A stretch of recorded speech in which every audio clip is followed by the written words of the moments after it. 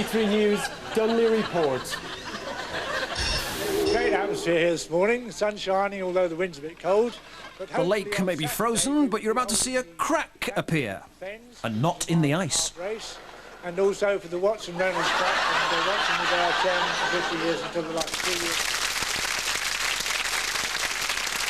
Proof that TV is real-life pantomime, but with no one to shout, "It's behind you!"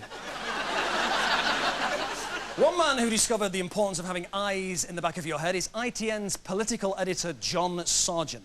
Live TV reporting may be about being in the right place at the right time, but sometimes you don't even know it. Ladies and gentlemen, the ever-watchful John Sargent.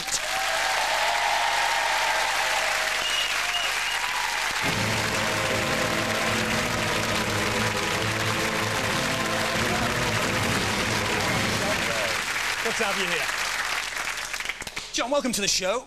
Now, John, you've been a journalist for over 30 years, reporting from some of the world's most dangerous places, but one report, certainly in my mind, goes down in TV history. Please tell us about it. Well, it was the end of Thatcher's period in power. We didn't know that. It was 2 days before she resigned, but she had been badly mauled by Michael Heseltine in the leadership election. And when we heard the result, we knew that she had just won, but she couldn't stop a second round taking place. And it was in Paris. It was extremely dramatic. And I just thought, she's finished. And what can I say? And it's one of those awful moments when everybody's watching. They had audience research done later to show that 13 million people were tuned in live to this broadcast. She had just got the result. I'd just got the result. And then, of course, I made the mistake that made me famous and finished her career. And I think we should see it.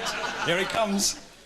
This, as John says in the studio, is an extremely difficult result for the Prime Minister. She's got to come onto these steps in about half an hour's time and explain her position, and that position will not be clear. Who will be the advisors there with her, or will she be on the phone now to her people in London? Well, her Parliamentary Private Secretary, Peter Morrison, was there to talk to her, to give her the news directly. But I would have thought now there will be a long series of consultations, backwards and forwards to London. Now, the Prime Minister is behind you, John. Prime Minister. Mrs. Thatcher, could I ask you to comment? Good evening. Good evening, gentlemen. Where's the microphone? It's here. This is the microphone. I'm actually very pleased that I got more than half the parliamentary party and disappointed that it's not quite enough to win on the first ballot. So I confirm it is my intention to let my name go forward for the second ballot.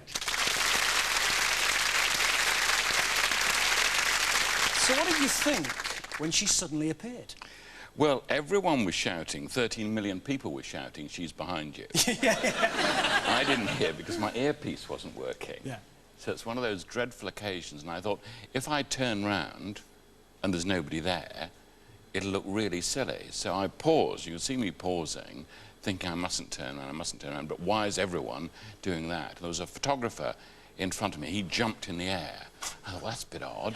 So then I did turn round gently. Then we had this crazy argument about the microphone, and of course it was a different microphone that she was looking for.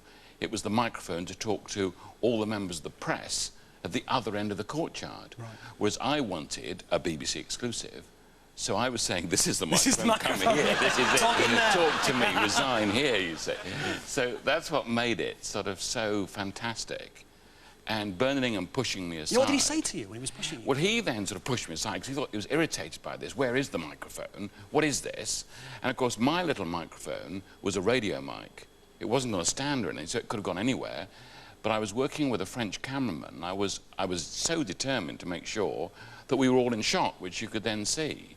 So you could see the pushing and shoving. But you can imagine everyone at home thinking, she's lost control.